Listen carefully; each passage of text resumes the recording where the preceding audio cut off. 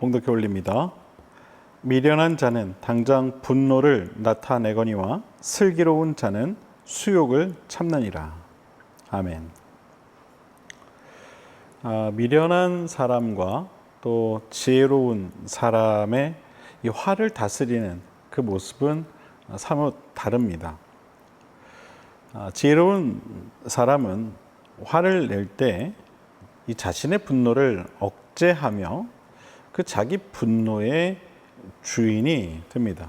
즉, 끓어오르는 그 분노를 다스리는 그런 기술이 있다는 것이죠. 그러나 미련한 사람은 그렇지 않습니다. 바로 이 분노가 자기의 주인이 됩니다. 화가 일어 그 화가 주체가 되어서 분노를 풀어낼 때까지 자기 통제가 되지 않는다는 것이죠. 이 화라고 하는 감정은 우리의 어떤 다양한 그 감정 가운데 하나입니다. 언짢아서 나오게 되는 어떤 그 감정을 우리는 화라고 이야기를 합니다. 한자로 이 화기라고 해서 우리 몸 안에서 뜨거운 기운을 뿜어내는 그런 행동을 말합니다. 이 화라고 하는 것은 내 자신을 불쾌하게 할 뿐 아니라 다른 사람도 불쾌하게 합니다. 사실 이 화를 내는 사람은 별 문제가 없습니다. 물론 약간의 문제는 있을 수 있지만 큰 문제가 되지 않는 것이 자기 자신 안에서 다스려지지 않는 나쁜 기운을 이 화를 통해 뿜어내기 때문에 그렇습니다. 하지만 반대로 이 화를 당하는 사람, 이 화를 당하는 사람은 그 상황이 전혀 다릅니다. 즉 화를 내는 사람이 문제가 되는 것이 아니라 화를 당하는 사람이 문제가 된다는 것이죠. 특별히 이 화를 쉽고 또 빠르게 내는 사람들이 있습니다.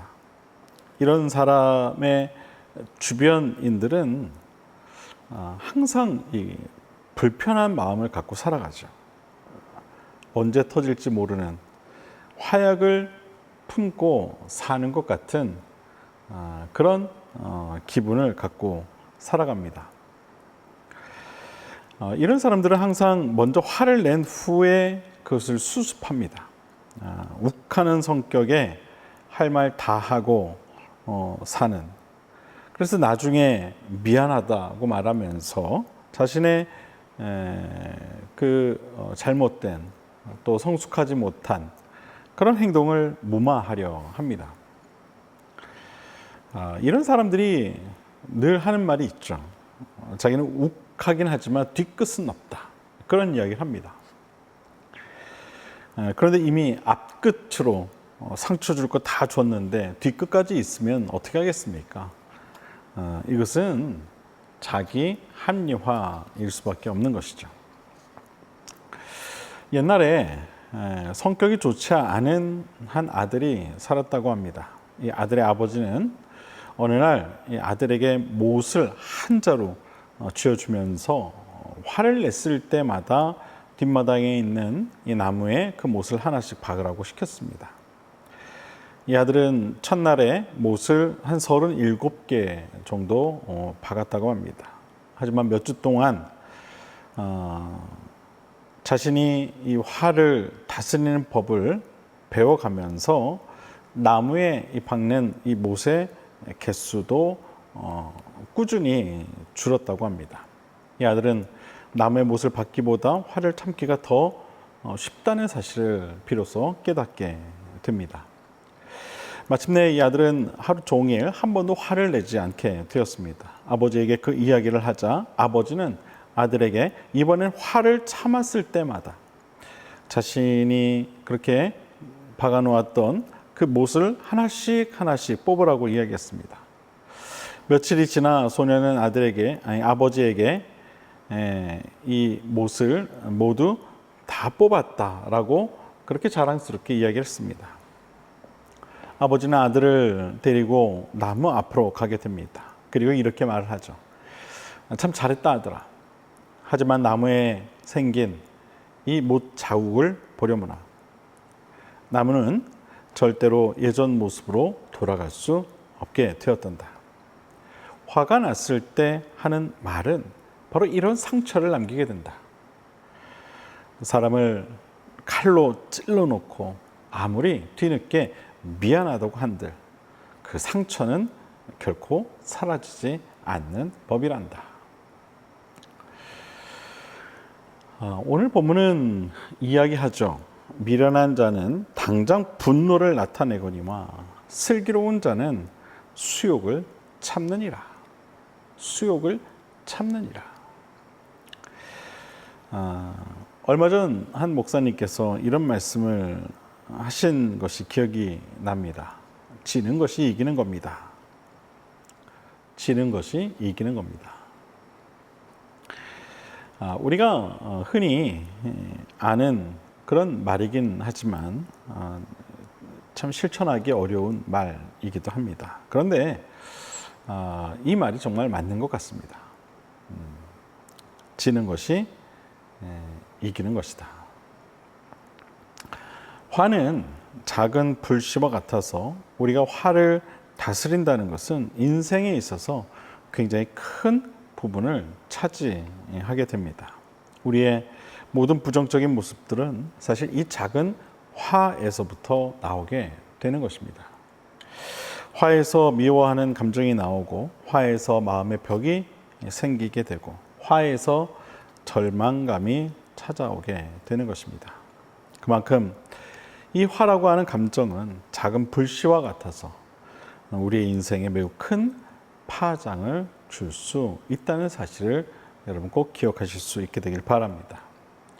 일례로 사랑하는 부부 간에도 이런 작은 화를 다스리지 못했기 때문에 이혼 법정에까지 가는 경우를 보게 됩니다. 화라는 감정은 매우 급한 성질을 가지고 있기에 한 번에 우르르 끓어오르지만 잠시 심호흡을 하고 자신의 이 화를 들여다보는 시간을 갖게 되면 이내 신기하게도 누그러드는 것을 우리 모두가 경험할 수 있습니다. 그리고 이내 시간이 지나고 나면 그렇게 큰 일이 아니라는 것을 자각하게 되죠. 그렇게 화를 다스릴 줄 아는 사람이 바로 자신의 인생을 또한 잘 다스릴 줄 아는 사람이 되는 것입니다. 물론 그렇다고 해서 무조건 참는다. 그것 또한 좋은 것은 아닙니다. 언젠가 그 화가 터지게 되기 때문이죠. 문제는 그 자리에서 화로 대결하면 화를 부를 뿐이므로 시간을 갖고 그 원인을 안 다음 그것을 대화로 풀어가야 한다는 것입니다. 그렇게 해서 우리는 화에 끌려다니지 말고 화를 다스릴 수 있어야 하는 것입니다. 사랑하는 여러분, 요즘 여러분 마음에는 어떤 감정의 소용돌이가 일어나고 있으십니까? 혹 분노의 감정이 여러분을 감싸고 있지는 않으십니까? 바라기는 여러분 안에 그런 그 분노의 감정들을 잠시 멈추어 그 분노를 잘 다스릴 수 있는 지혜가 있게 되기를 주님의 이름으로 부탁을 드립니다. 분노에 지배당하는 삶이 아니라 내가 분노를 다스리는 삶을 살아갈 수 있게 되기를 바랍니다. 가정에서, 직장에서, 여러분이 살아가고 있는 삶의 현장에서 계속하여 부딪히는 그 분노의 감정들을 잘 다스릴 줄 아는 슬기로운 그런 저와 여러분 모두가 될 수 있게 되기를 주님의 이름으로 부탁을 드립니다. 기도하겠습니다.